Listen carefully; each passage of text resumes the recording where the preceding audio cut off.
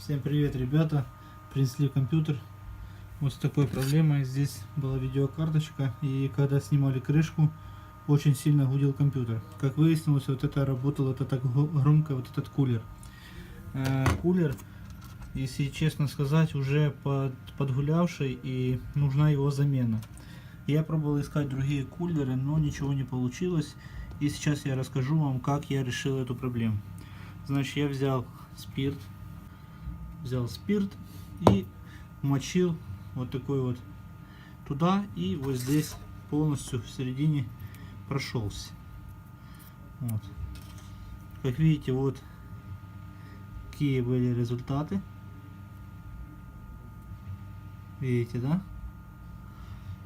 Уже другую взял, тоже прочистил. Вот здесь это у меня замоченная в спирту, это сухая. Как всем известно, спирт очень быстро высыхает. Может, даже он уже в принципе он уже высох. Теперь берем силиконовую смазку. Туда нужно капнуть немножко, самую малость. Все это закрываем. И теперь вот так. Видео я уже его делал.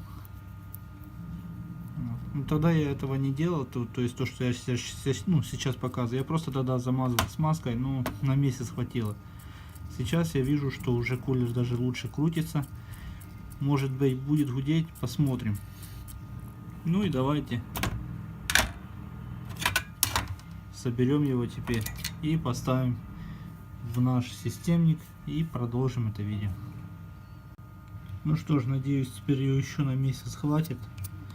В будущем будем полностью уже делать замену его.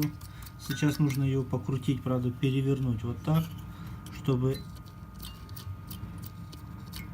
силой притяжения наша смазка попала туда и, в принципе, смазала сам кулер и нормально работает. Сейчас мы подключаем и смотрим, будет ли гудеть.